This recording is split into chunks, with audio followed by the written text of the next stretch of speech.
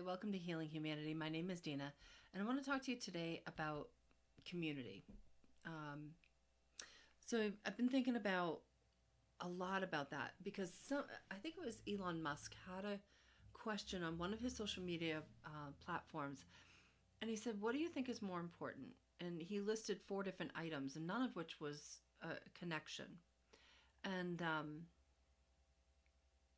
I think it was like, "What do you think is more important to help you along your path in the world?" And one was money, one was love, one so other things. I don't remember exactly what they were, but I remember answering it actually and saying that it was community or connection that was actually the most important. And I believe that because I look back on when I was a kid, and when we go to school as children, we learn what we need to learn, but we also make connections there, right? And if you come from, well, I guess it happens anywhere. I was going to say if you come from a small town, you make um, maybe stronger connections, but maybe that's not so true. I guess you could make strong connections anywhere. Um, but it starts when we're younger, right? And those connections last with us for the rest of our lives. And they even grow stronger if you have that connection in school, in that one institutional body. But if you find that you are connected with them outside of school, it grows that connection even stronger, right? So, thinking about sports or church, things like that. And what I find really concerning right now is that since 1980, things have gotten busier and busier and busier. Um, Maybe even the 60s, but definitely I recognized it in the 80s, early 80s. And I remember thinking, this is the world is changing, and it wasn't a good change. There wasn't as many connections or opportunity for connections because mom's working so hard, parents are splitting up. You've now got two different households, so kids are being shuffled from one place to another, and they don't have that time to bond with people that have their backs for the rest of their lives, really. um, and so where are they going to get these connections? Where are they going to build these strong connections, these strong or have a strong community around them? And I have concern about that because I know that all of the things that I've gone through my whole life, honestly, I look back on them. Some were more difficult than others, same as your life, right? Nothing different. Um, but I would not have gotten through some of the things that I got through without a community behind me, without a connection that helped me, whether it's one connection, one strong connection, or 100 strong connections. And there's been times where that's been necessary. Um, and I wouldn't have made it through without them. So I worry about our kids where they're growing up and they're not many, not all, obviously, but many are not introduced into the church system. They have two parents that are working full time, if not more than full time, the way that the economy has been now. Um, so they're not able to really dive in and play sports as much as maybe we would have been able to do when we were younger. Um, and so they don't have those are two things that they don't have. They do have school, but that can be superficial because you're constantly busy, busy, busy doing your work, running from one classroom to another, and you don't have that quality time to really connect. And that's where I think a lot of these kids are getting into trouble, as young adults, because they don't have people to turn to. And that's really the true benefit of the church. It's not the religious um, it's not the religious stuff that they share with you. Yes, that's important. Yes, it's stuff that you need to know, but that's really not the key. The key is the connection between one another. The key is the community that you can build with people that are willing and that are open, you know. Um, and I just really feel like we need to get back to that. We need to get back to the community atmosphere, because even today, and it's just the way that the world has gone. You know, we've become more digital. Um, People are texting more; they're not actually calling, and it's just a new transition for all of us. So people my age who grew up in the 80s and the 90s, we didn't have text messaging. We were, you know, when we got a little bit older, there were beepers, and that was the beginning of the end.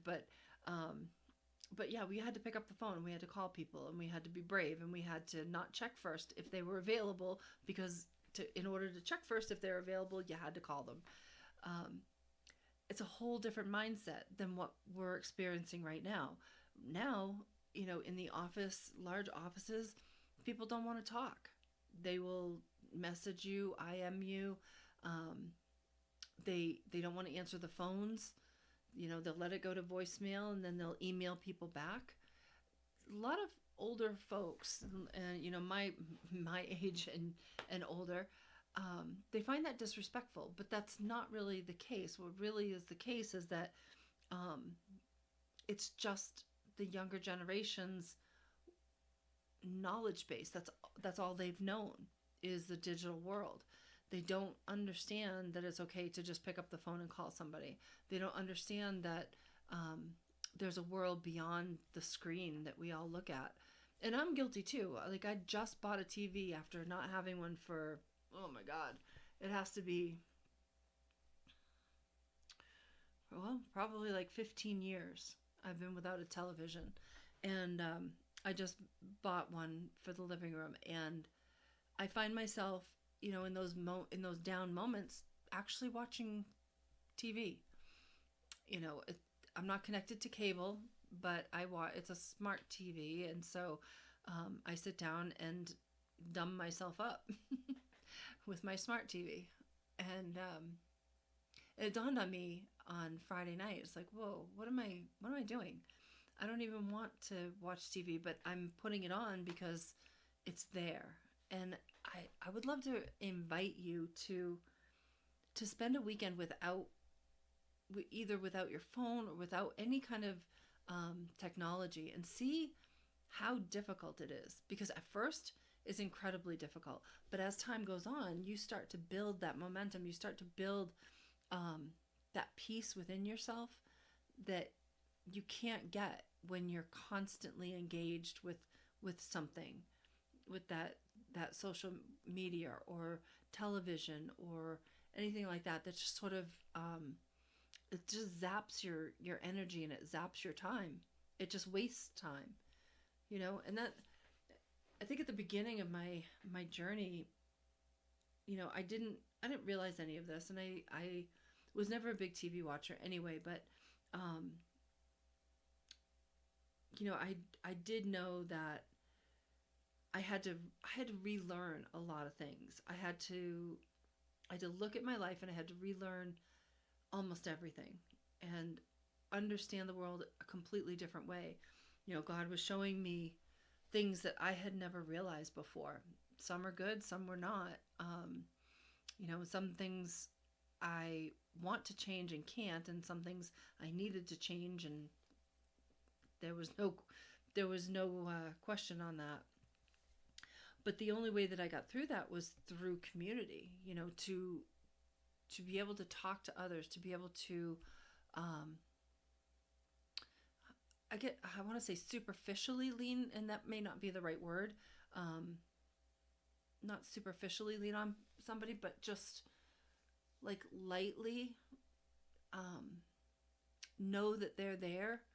You know, maybe they're not doing anything for me in particular, but I just know that they're there. You know, there's signs, there's things that I see, there's conversations in passing that I know that they're there.